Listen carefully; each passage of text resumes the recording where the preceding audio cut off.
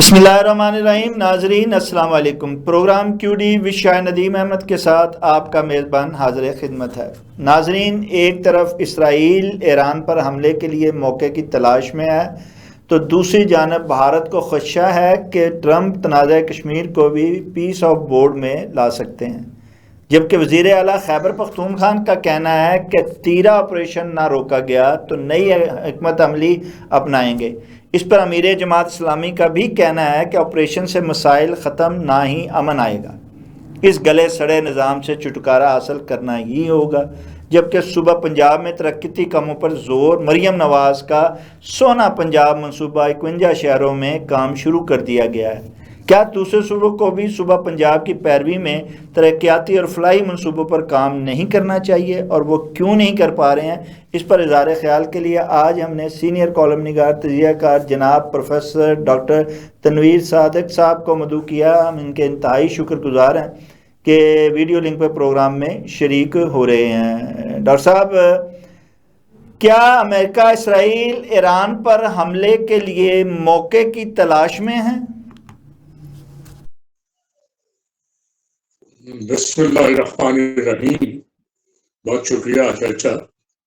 America ने after all उस पर हमला करना ही करना है, वो आज करे या कल करे।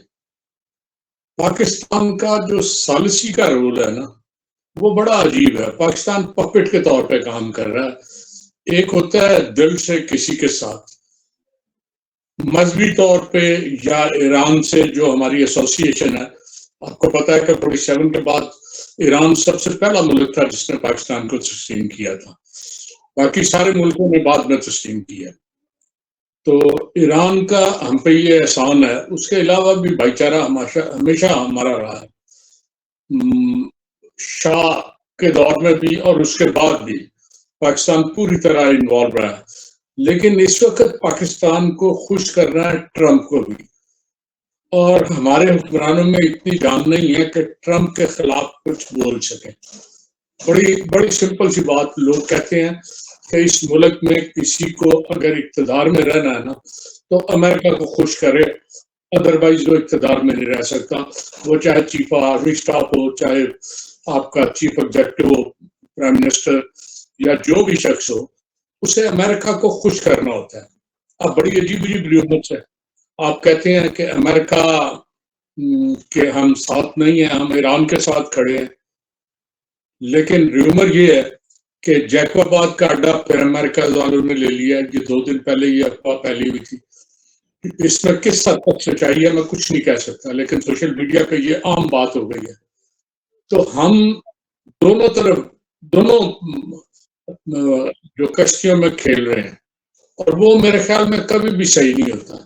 हमारा असली दोस्त चीन था, जो हर हाल में हमारे साथ खड़ा रहा, जिसने हर हाल में हमारी सपोर्ट की है। हम चीन की दोस्ती को रिस्क पे लाके अमेरिका के साथ चल रहे हैं। मेरा नहीं ख्याल कि अमेरिका अपना इंटरेस्ट पहले देखेगा।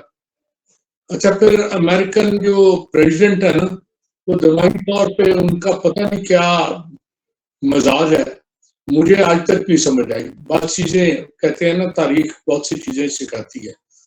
वो उन्हें जोम है, वो इतनी बड़ी ताकत है कि उन्हें कुछ छू नहीं सकता। पाकिस्तान और इंडिया की लड़ाई हुई है, 10 गुना बड़ी ताकत थी। 24 घंटों में वो हथियार डाले बैठी थी। अगर ट्रंप साहब बीच में ना आते तो अमली तौर पे हुलिया बिगड़ गया था इंडिया का, और अगले चंद घंटे उसके लिए और मुसीबत का बाइस हो। तो टेक्नोलॉजी का दौर है, किसकी टेक्नोलॉजी किस वक्त सही काम कर गई ये कुछ नहीं कहा जा सकता। ट्रंप अगर लड़ने पे आए तो माइट भी उसकी ताकत सारी की सारी दरी रह जाए। वो जो और हालात का तकाजा जो इस वक्त है, हमारी मजबूरी को ना सिर्फ चाइना समझता है, बल्कि इस मजबूरी को से अमेरिका भी बड़ी अच्छी तरह आगाह है। इसलिए हम हालात को मद्देनज़र रखते हुए जो है, हमें दोनों तरफ जो है वो चलना पड़ रहा है, और इस पर चलते हुए ہم جو کردار ادا کر سکتے ہیں ثالثی کا وہ کردار ادا کر رہے ہیں، اور یہ ہمارے لیے کہ آپ سمجھتے نہیں ہیں بڑی بات ہے کہ ہماری اہمیت گزشتہ جنگ کے بعد اتنی ہو گئی ہے کہ ہم ایران، امریکہ اور اسرائیل کے درمیان ایک اہم ثالثی کی حیثیت سے جو ہے وہ کام کر رہے ہیں؟ وہ آپ اہم کہہ لیں یا کچھ کہہ لیں، ہمیں امریکہ کے اشاروں پہ کام کرنا ہے، وہ اہم ہو یا نہ ہو۔ امریکہ ہمیں استعمال کر رہا ہے اور ہم استعمال ہو رہے ہیں۔ اور امریکہ ایک دنیا میں ایک چیز یاد رکھیں، آپ جتنے مرضی تگڑے ہیں، کسی کو آپ کے تگڑے پن کا ڈر ہے نا تو آپ بڑے کامیاب ہیں، لیکن اگر وہ ڈر ختم ہو جائے نا تو آپ پوری طرح ناکام ہو جائیں گے۔ ابھی تک تو امریکہ ایک کا طرف ڈر تو آپ چلیں بقول آپ کے سر، اگر ہمیں ڈر ہے اور ہم ڈر میں ان کے ساتھ نہ صرف ثالثی کر رہے ہیں ان کے کہنے کے مطابق، بلکہ ہم ان کے پیس بورڈ میں بھی جو ہے بڑے فوری طور پر اپنے طور پر ہی فیصلہ سازوں نے فیصلہ کر کے جو ہے وداؤٹ پارلیمان انہوں نے اس میں شریک ہو گئے ہیں، لیکن کیا بھارت نہیں ڈر رہا ہے جو وہ اس میں شامل نہیں ہو رہا؟ حالانکہ خدشات کا اظہار یہ ہے اس لیے نہیں شامل ہو رہا، حالانکہ اس کے شامل ہونا اس کے مفاد میں ہے، اس کے آباری ہیں اسرائیل اور امریکہ، لیکن وہ شامل نہیں ہو رہا کہ کہیں ٹرمپ جو ہے بقول آپ کے بھی کہ ان کی طبیعت کو دیکھتے ہوئے کہیں وہ بھارت کا تنازعہ نہ لے آئیں پیس بورڈ میں۔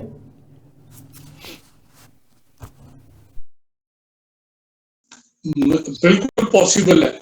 آپ کہتے ہیں وہ حلیف تھے، حلیف تھے، ہیں نہیں۔ جو پچھلے دنوں جو کچھ قدم اٹھائے ہیں اس سے امریکہ اور بھارت کے آپس میں تعلقات اچھے نہیں رہے۔ ایک اور بات یاد رکھیں، دنیا میں تعلقات جو ہیں یہ آپس میں باہمی تجارت سے آگے بڑھتے ہیں اور دنیا ترقی بھی کرتی ہے۔ آپ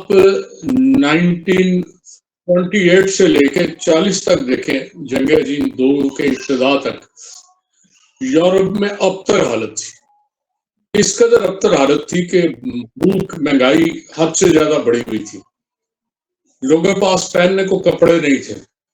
وہ بوریاں جو خوراک کے لیے آتی تھی نا، وہ لوگ انہیں کاٹ کے تو اپنے کپڑے بناتے تھے، چنانچہ حکومتوں نے آرڈر کیا کہ یہ جو کپڑا بنا رہے ہیں نا آپ بوریوں کے لیے، اس پہ کوئی ڈیزائن پرنٹ کر دیں تاکہ لوگ جب کپڑے پہنے تو ان کے ڈیزائن کچھ نہ کچھ نظر آئے اور کپڑا لگے کہ وہ شاید قمیص کے لیے یا شلوار کے لیے بنایا گیا تھا۔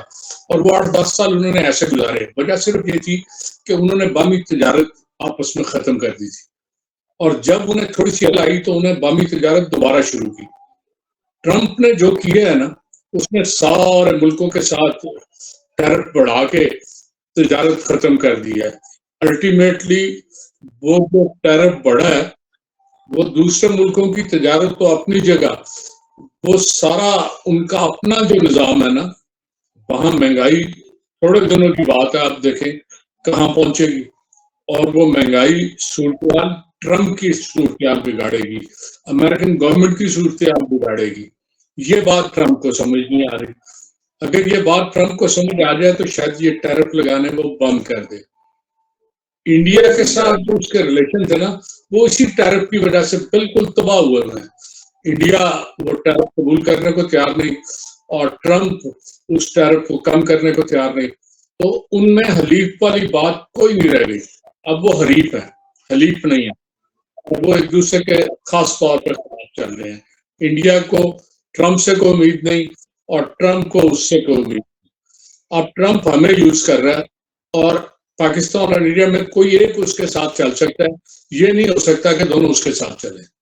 اور اس نے اس وقت پریفر کیا کہ پاکستان کو لے کے چلے، کیونکہ ہم لوگ ایزیلی اپروچیبل ہیں، ایزیلی دبائے جا سکتے ہیں۔ اور دبائے کیا، ہم تو اشارے کے منتظر ہوتے ہیں۔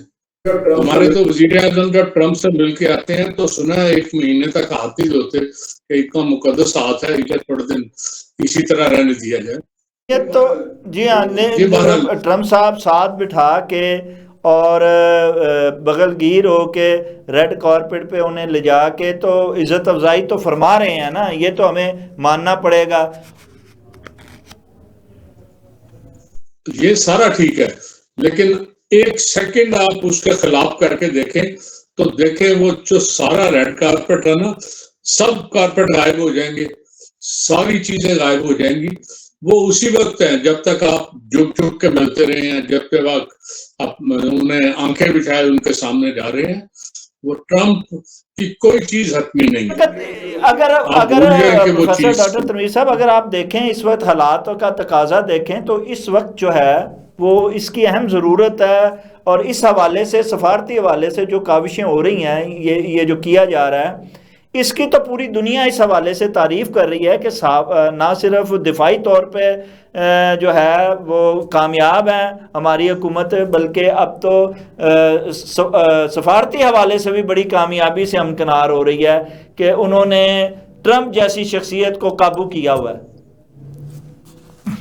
جی یہ بالکل ٹھیک ہے، بالکل ٹھیک ہے، لیکن میں نے کہا نا کہ اس کے لیے ہمیں ایک قربانی دینی پڑ رہی ہے کہ ہم اپنے مزاج کے خلاف جو ٹرمپ کہتا ہے نا وہ کرتے ہیں.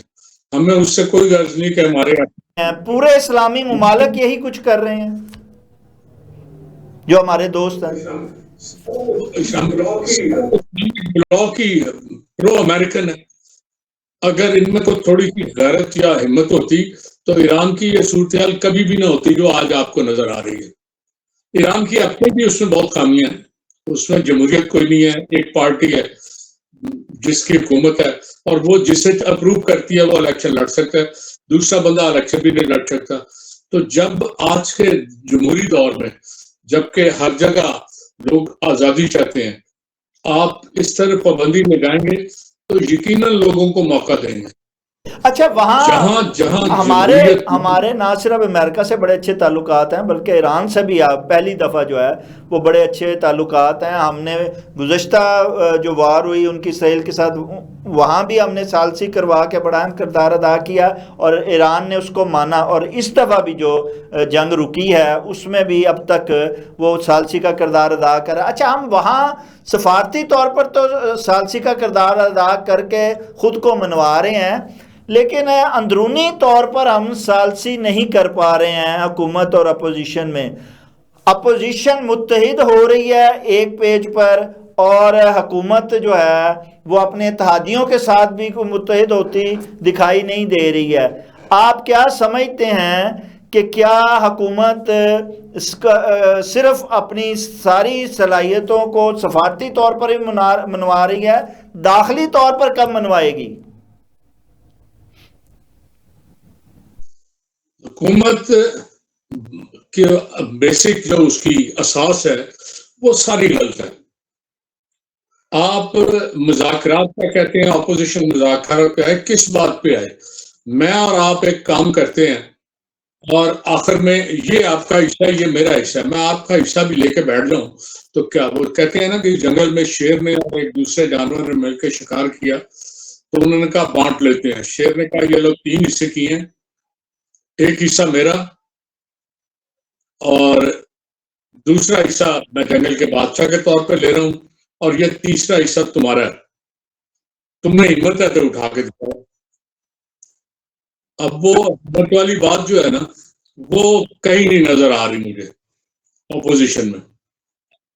کیسے کوئی چیز لے نہیں سکتی. یہ کہتے ہیں مذاکرات کریں، لیکن اس میں سے یہ چیزیں نکال دیں کہ یہ بات نہیں کرنی کہ ہم غیر جمہوری انداز میں آئے ہیں، ہم نے یہ کیا، تو یہ ساری چیز چھوڑ دیں تو کس بات پہ مذاکرات کریں. تو یہ میرا نہیں خیال، مذاکرات نہیں ہوں گے، کبھی نہیں ہوں گے. اگر ہوئے تو نئے الیکشن کی ایک جو نئی کہہ رہے ہیں کہ الیکشن نئے کرائے جائیں، اگر اس پہ فیصلہ ہو جائے تو شاید ہو جائے، ادروائز کوئی میرا نہیں خیال کہ مکالمہ ان کے درمیان ہو پائے گا. ہاں، عدم استحکام جو ہے وہ بڑھتا جا رہا ہے، اور اب تو اپوزیشن نے کٹ کر کے 8 فروری کو جو ہے وہ احتجاج کی کال دی ہوئی ہے پہیہ جام. آپ سمجھتے ہیں کہ اس طرح کیا، اور یہ ہڑتال جو پہلے گزشتہ اس طرح کی ہڑتالیں کامیاب نہیں ہوئی، لیکن کیا اس دفعہ آپ سمجھتے ہیں کہ اپوزیشن کے اکٹھ میں یہ ہڑتال کامیاب ہوگی اور حکومت کو کوئی دباؤ میں لایا جا سکے گا؟ یہ ہڑتالیں جو ہے نا بنیادی طور پہ لوگوں کو متحرک رکھنے کی ایک کوشش ہے. لیکن جس دن لوگوں نے نکلنا ہے نا، انہوں نے کسی کی ہڑتال کا انتظار نہیں کرنا، کسی کی کال کا انتظار نہیں کرنا. وہ ویسے نکلیں گے حالات کی وجہ سے. حالات تو بہت اچھے نہیں ہیں. آپ کہیں مہنگائی، تو مہنگائی آسمان پہ چھو رہی ہے.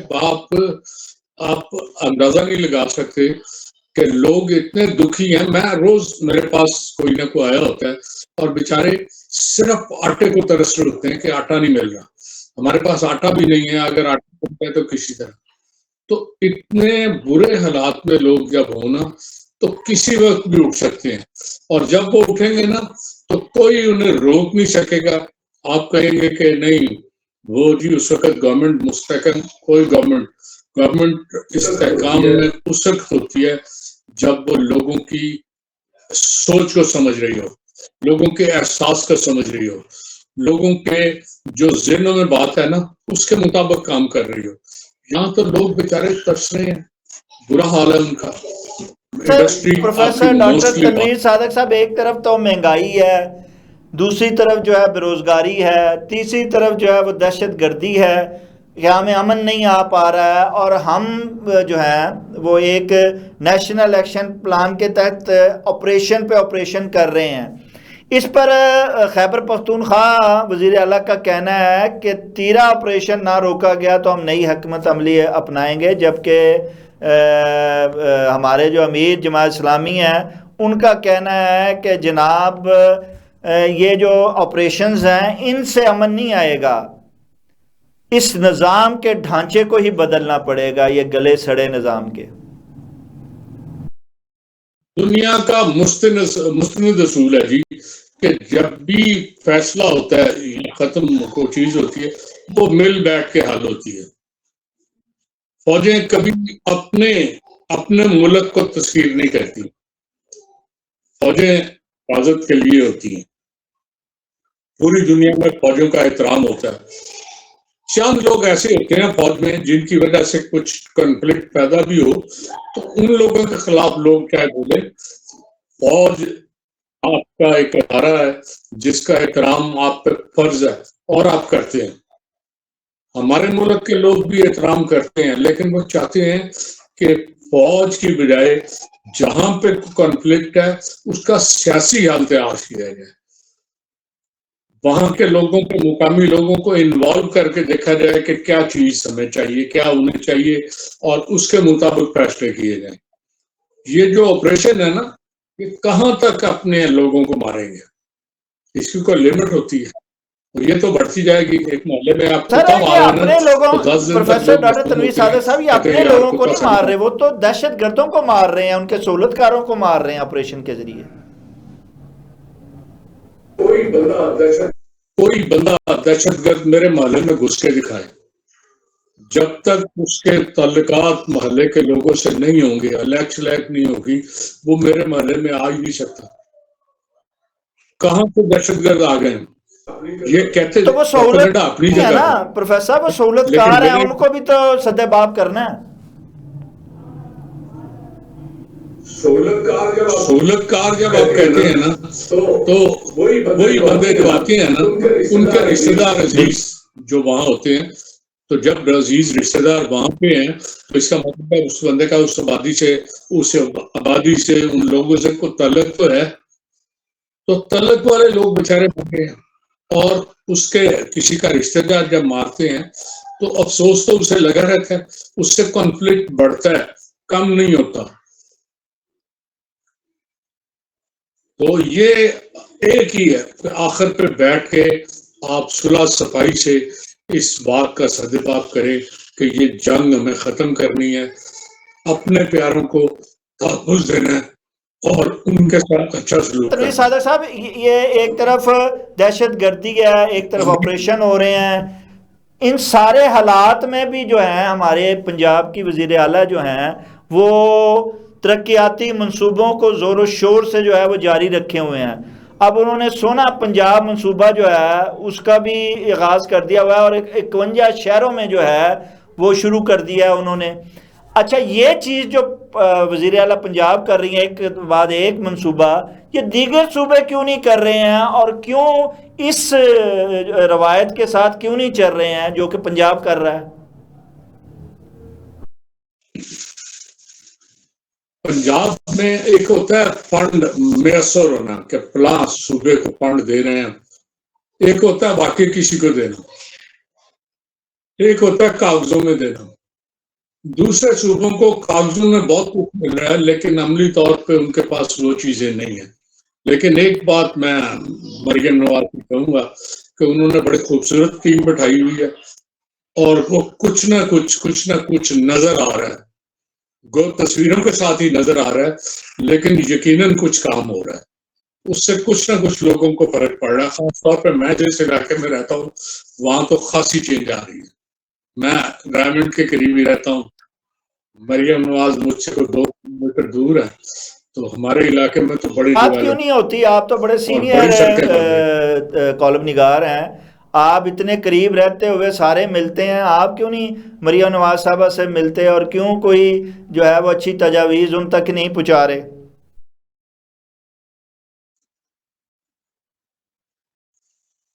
میں بڑا الگ تھلگ رہنے والا بندہ ہوں.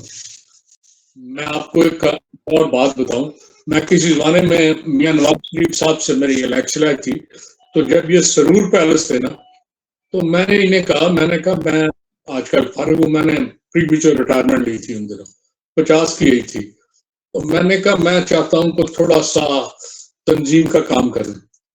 انہوں نے وہ ایک بریگیڈیئر ظفر اقبال کی معرفت مجھے رنگ کیا اور مجھے کہا، ظفر اقبال ہی تھا تو بریگیڈیئر صاحب، تو انہوں نے کہا کہ آپ فوری طور پہ ملیں.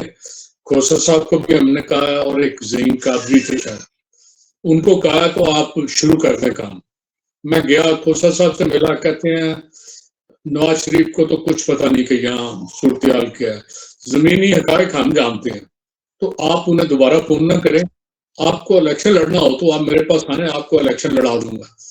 میں ہنسا. کھوسر صاحب ایک بات یاد رکھیں، میں مزدور ہوں.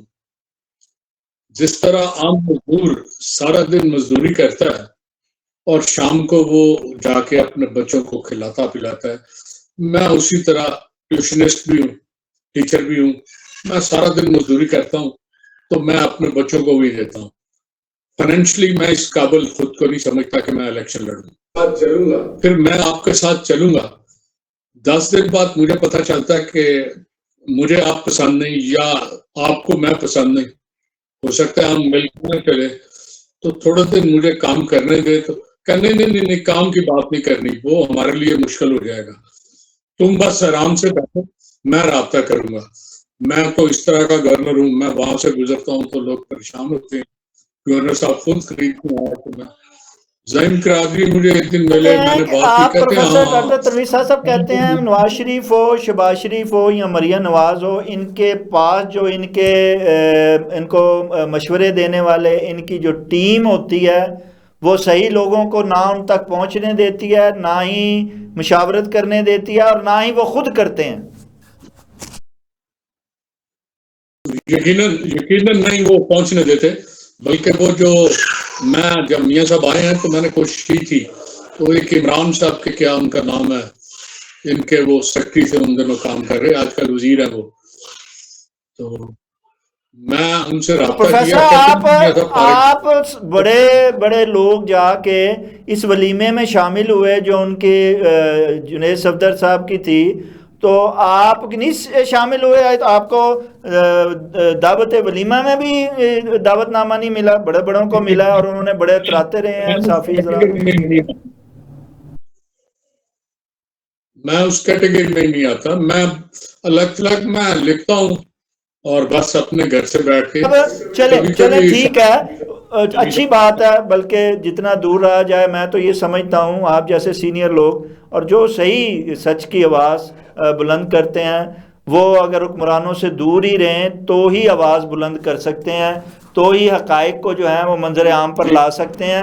صاحب یہ جب یہ بات حقائق کی ہوتی ہے تو آپ نے بات کی ہے کہ کہیں فنڈ ملتے ہیں اور کہیں صرف فنڈ صوبوں کو لیکن 18ویں ترمیم کے بعد تو صوبوں کے پاس خود اختیارات ہیں، خود فنڈ ہے، سارا کچھ ہے صوبوں کے پاس، پھر کیا وجہ ہے کہ کیا کرپشن ہے، انتظامی معاملات ہیں کہ کراچی میں بھی آگ لگ رہی ہے، لاہور میں بھی آگ لگ رہی ہے، کرپشن اسی طرح ہے، سارے معاملات اسی طرح چل رہے ہیں، اور 18ویں ترمیم پھر وہ درست کہتے ہیں خواجہ آصف بھی کہ اس میں ترمیم ہونی چاہیے، وفاق کو مضبوط کرنا چاہیے، اور صوبوں کو جو ہے وہ اپنے پھر اختیارات کے ساتھ چلنا چاہیے. کیا کہتے ہیں آپ؟ اچھا، دو چیزیں میں آپ کو سمپل بتاؤں. ایک تو آپ نے یہ کہا ترمیم کی بات، کتنے محکمے تھے جو سینٹر سے پروونس میں شفٹ ہونے تھے؟ آپ دیکھیں آلموسٹ کوئی فرق نہیں پڑا، ایک آدھ محکمے کے علاوہ باقی وہی چل رہا ہے. تو 18ویں ترمیم وہ جہاں انہیں استعمال کرنا ہوتا ہے کر لیتے ہیں، ورنہ کوئی نہیں پوچھتا. دوسری سب سے بڑی بات یہ جو آگ لگنے والا ہے نا، کراچی میں شدید آگ لگتی ہے.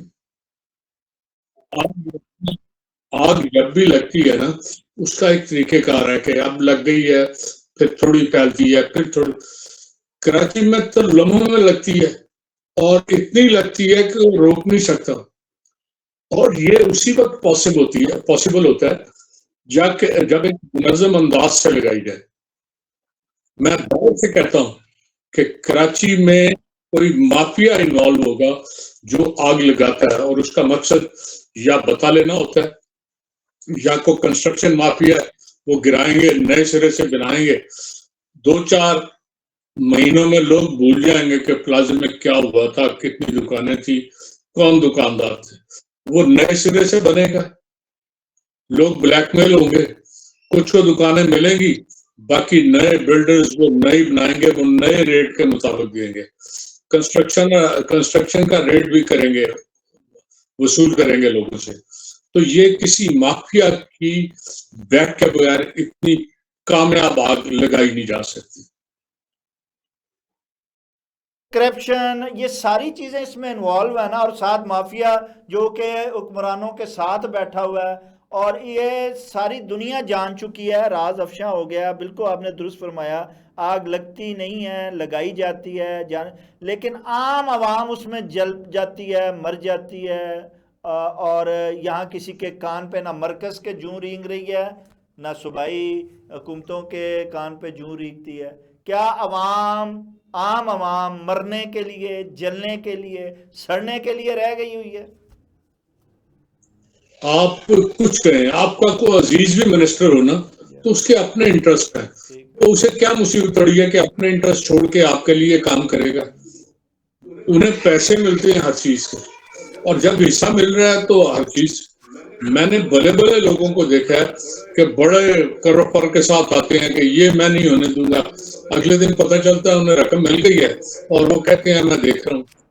میں اس کے بعد میں بلکہ ایک جج کے بارے میں میرا خیال تھا کہ بڑا ڈیسنٹ آدمی، تو ایک وہ بلڈنگ گرانے لگے تو بلڈنگ والوں نے ایک وکیل کیا 5 کروڑ میں. وہ وکیل پیش ہوا تو وہ جج صاحب، اور جی اس میں اچھا آپ کہتے ہیں تو میں دیکھ لیتا ہوں. 5 منٹ میں ان کا رویہ، وہ جو بڑا ان کا خوفناک رویہ تھا ایک دن پہلے، وہ جاگ کی طرح بیٹھا گیا، وہ بات ہی نہیں کر رہے تھے وہ. تو یہ سب ملی بگ سے ہوتا ہے، ٹھیک سب ملی بگ سے. جی ہاں. وہ بیچارے غریب مارے گئے ہیں، امیر آدمی کو کوئی فرق پروفیسر ڈاکٹر تنویر صادق صاحب، آپ کا بہت بہت شکریہ. ناظرین، جیسا کہ پروفیسر ڈاکٹر تنویر صادق صاحب نے کہا اور اس طرف اشارہ بار بار کیا ہے کہ ہم کب تک جو ہیں وہ جلتے رہیں گے، مرتے رہیں گے، مہنگائی تلے دبے رہیں گے، بے روزگاری میں رولتے رہیں گے، اور اس کے بعد ہم کچھ بھی نہیں کہیں گے. عوام سرچشمہ عوام کہا جاتا ہے، عمل نہیں کیا جاتا، عوام کو کسی بھی فیصلے میں شامل نہیں کیا جاتا، عوام کو کبھی ایک پیج پر نہیں لایا جاتا. کب تک ایسا چلے گا؟ ڈریے اس وقت سے کہ جب عوام جو ہے بغیر کسی کال کے، بغیر کسی اعلان کے باہر نکلے اور ان کے ہاتھ آپ کے گریبانوں تک پہنچ جائیں. یہ وقت جو ہے وہ قریب آتا ہوا دکھائی دیتا ہے. اب بھی وقت ہے، سنبھلیے، عوام کے درد کا احساس کیجئے، عوام کی نبض پر ہاتھ رکھیے، عوام کو اپنے پیج پر لے کے آئی ہے. یہی ہماری بقا ہے اور اسی میں ہی ہماری ترقی اور خوشحالی ہے. ناظرین کے ساتھ ہی پروگرام کا وقت ختم ہوا چاہتا ہے. اپنے میزبان شاعر ندیم احمد کو اجازت دیجیے. آپ کا ہمارا ہم سب کا اللہ نگہبان.